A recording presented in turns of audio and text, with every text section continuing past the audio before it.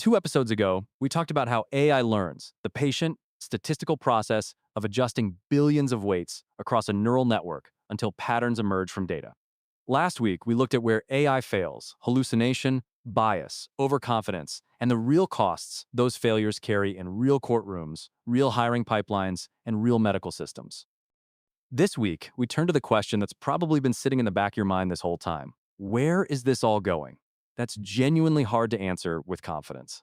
Anyone who tells you they know exactly where AI will be in 10 years is either guessing or selling something. But that doesn't mean we're operating in the dark.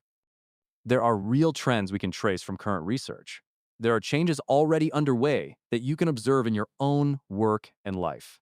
And there are real decisions you're going to be asked to make in the next few years about which tools to use, which outputs to trust, and what skills to invest in. That's what this episode is about. We'll cover 4 big shifts: the move from AI tools to AI agents, the rise of multimodal systems, the actual evidence on AI and work, and the AGI question, what it really means, where things actually stand, and why the honest answer is more interesting than either the hype or the dismissal. Let's start with something that's already happening, not 5 years from now, today. AI is moving from being a tool you interact with to being a system that acts on your behalf. This shift has a name researchers use: agentic AI. The word agentic just means the system has a degree of agency. It can perceive a situation, make decisions, take actions, and loop back on its own work until something gets done. Think of it this way. A traditional AI tool is reactive. You give it a prompt, it gives you output, and you decide what to do with that output. Every step requires you in the loop. An agent is different. You give it a goal. It figures out the steps, executes them, checks its own progress, and keeps going until the task is complete, or until something goes wrong that it can't handle alone.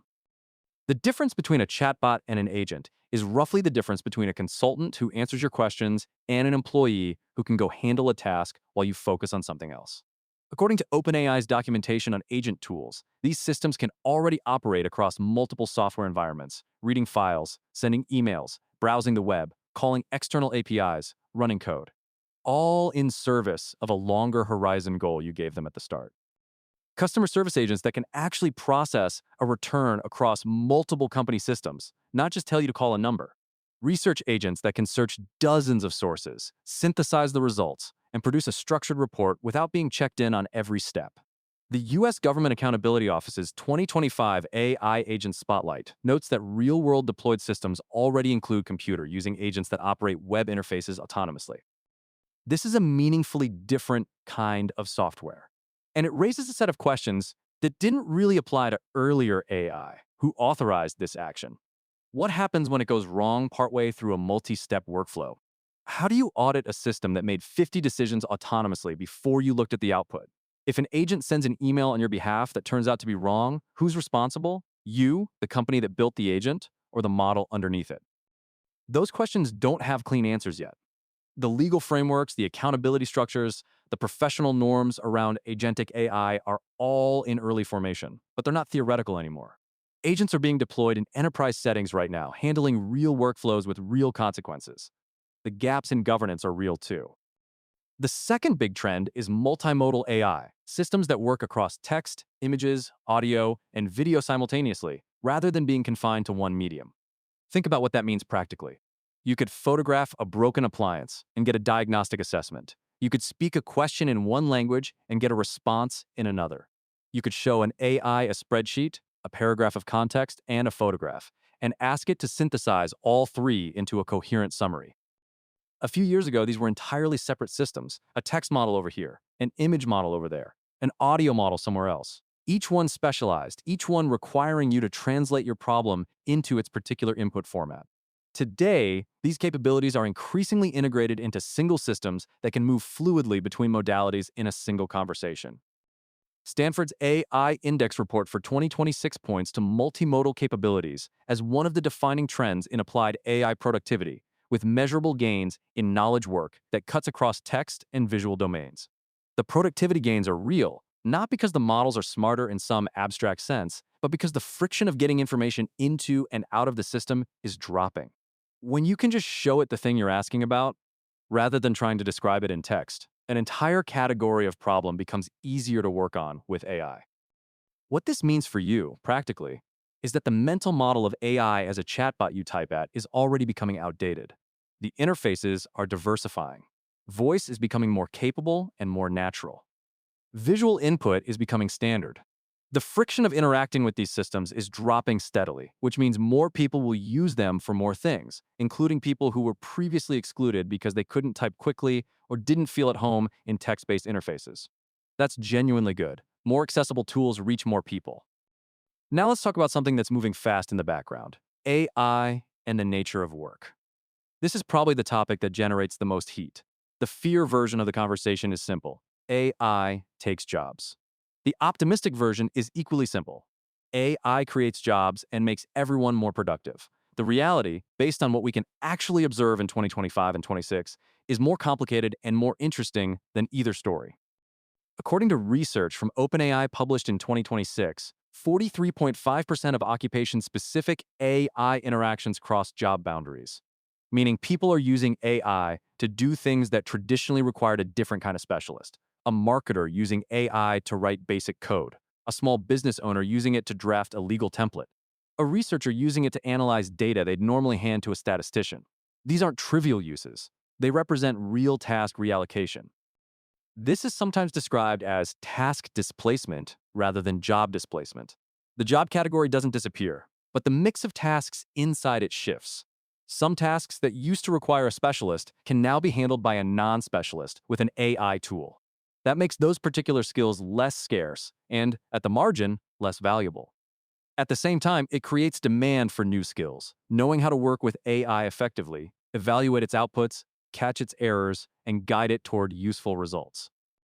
The International Labor Organization, in its 2025 report on generative AI and the media and culture industry, found that creative work is being reshaped more than replaced. AI is being used for ideation, early drafts, asset generation, and workflow automation. Journalists use it to scan archives and identify patterns across large document sets. Music producers use it to generate demo tracks and reference versions. Film production teams use it for pre-visualization and early concept work. The final judgment, the voice, the actual creative decisions, those still sit with humans. Meanwhile, Adobe's research from 2026 found that U.S. creative job postings rose 8% between September 2025 and April 2026. The demand for human creative judgment didn't collapse, but what the job requires shifted. The ability to direct and evaluate AI-generated work became part of the skill set. The ability to bring something to the work that AI genuinely can't replicate: perspective, lived experience, genuine originality, became more valuable, not less. The pattern emerging across industries isn't humans versus AI. It's a new division of labor. AI handles the initial pass, the first draft, the pattern recognition, the volume work. Humans handle judgment calls, contextual nuance, ethical decisions, and the work that requires genuine understanding of people and situations. The people who do best in this environment aren't those who refuse to engage with AI at all, or those who defer to it completely. They're the ones who can do both, use it effectively, and know when not to. Let me make this concrete with a few specific domains. In writing and content creation, I can draft, edit, translate, summarize, and restructure at speeds no human writer can match. But it can't reliably generate original insight, maintain a genuine voice across a long body of work, or produce something that reflects lived experience in a way that resonates. What this has created is a productivity multiplier for writers who engage with it, and a commoditization of generic writing that doesn't require those qualities. In software development, the shift is already pronounced. GitHub's Copilot research found that developers using AI coding assistants completed tasks significantly faster, but the gains came primarily from routine tasks and familiar territory. Novel architecture decisions, debugging subtle and complex systems, and understanding the long-term implications of design choices remain deeply human. What's changing is the floor of what a solo developer or small team can build has risen significantly. In healthcare, AI is being used for diagnostic support, image analysis, drug discovery, and reduction of administrative burden. A system trained on millions of radiology scans can detect patterns a tired radiologist might miss at the end of a long shift. But it inherits biases from those training images, which, as we talked about last week, have historically underrepresented certain patient populations. The promise is real. The risks are real. The field is actively debating where to trust these tools and where to require human oversight for every decision. Now, AGI. We should talk about it because it comes up constantly, and it's often used to mean very different things. AGI stands for Artificial General Intelligence, a hypothetical system that can reason broadly and flexibly across arbitrary domains, the way a human can. Not just very good at chess or very good at diagnosing radiology images, but capable of learning and generalizing across problems it's never seen before, with the kind of contextual adaptability a person brings to a genuinely novel situation. Here's where things actually stand. Current AI systems are extraordinarily capable within the domains they were trained for. They can write code, analyze images, compose music, solve math problems, translate languages, and reason through complex arguments. But they don't generalize the way humans do. They can't transfer learning between domains the way a person can. They don't have persistent memory across contexts, or the kind of flexible common sense that lets a human navigate a completely novel situation with no training. McKinsey's 2026 analysis of AI trajectories frames the near-term shift not as the arrival of AGI, but as increasingly autonomous, context-aware systems, AI that is better at using tools, better at multi-step reasoning, and better at operating with less human supervision. That's real and significant progress.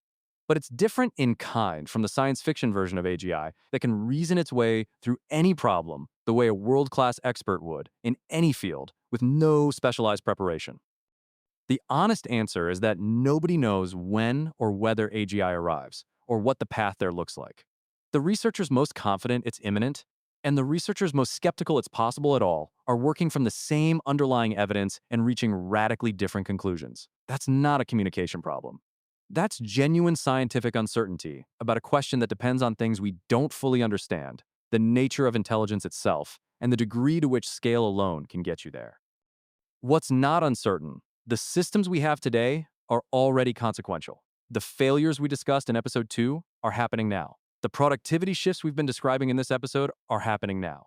Whatever comes next, the AI you can use right now is worth understanding seriously, engaging with critically, and thinking carefully about. The future conversation is important. The present one is urgent. So what does all of this mean for you, specifically? The most durable thing you can do, given genuine uncertainty about where this goes, is develop what researchers sometimes call AI fluency. This isn't about learning to code or becoming a technical expert. It's about understanding enough to be an effective, critical participant in a world where AI is embedded in most of the tools and decisions that matter. AI fluency means knowing what these systems can and can't do, and maintaining updated models of both, because capabilities are changing. It means being able to evaluate AI output critically, not just accept it or reject it wholesale. A fluent AI user doesn't treat everything a model says as authoritative and doesn't dismiss everything it produces as unreliable either. They bring the same critical reading they'd bring to any source, checking for internal consistency, cross-referencing important claims, noticing when something is suspiciously confident or suspiciously vague. It also means paying attention to who controls these systems and why. The choices made by AI companies about training data, safety constraints, model behavior, and deployment contexts are consequential decisions. They're not purely technical choices, they're value choices, and they affect everyone who uses the resulting systems. The EU AI Act, which came into force in 2024, is one attempt to build accountability structures around high-stakes AI deployment. Regulatory frameworks are developing in the US, UK, China, and elsewhere. Those conversations will shape the AI you encounter. Engaging with them, even just following the news around them, is part of what it means to be an informed participant. And finally, AI fluency means being honest with yourself about what you're delegating and what you're not. When you use AI to draft something, you're still responsible for what you publish. When you use it to inform a decision, you're still responsible for the decision. The fluent AI user doesn't confuse using a powerful tool with having a powerful judgment. The tool is as good as the judgment you bring to using it. Here's the thing about moments of significant technological change. The people who do best aren't always the ones who saw it coming first. They're often the ones who engaged with it most thoughtfully, who didn't panic, didn't dismiss it, and didn't hand over their judgment to the technology itself. The arc of transformative technology tends to follow a recognizable pattern. Early hype that outruns reality, a reckoning when the real limitations emerge, a period of quieter, persistent integration into everyday life, and then a new baseline, a world where the technology is simply part of how things work, and the conversation shifts from should we use this to how do we use this well. We're somewhere in that arc with AI right now. The hype is real, the limitations are real, the integration is already well underway. The question of how to use it well, thoughtfully, critically, with attention to who benefits and who bears the costs, is the conversation that matters most at this moment. That's what this series has been about. Not making you an AI expert, not resolving questions that genuinely don't have clean answers yet, but giving you enough to engage with this honestly, to understand how the guessing machine works, where it fails, and where it's headed. Episode 1, How AI Learns. Episode 2, Where It Goes Wrong. Episode 3, Where It's Going. Whatever comes next, you're better equipped for it than you were when we started.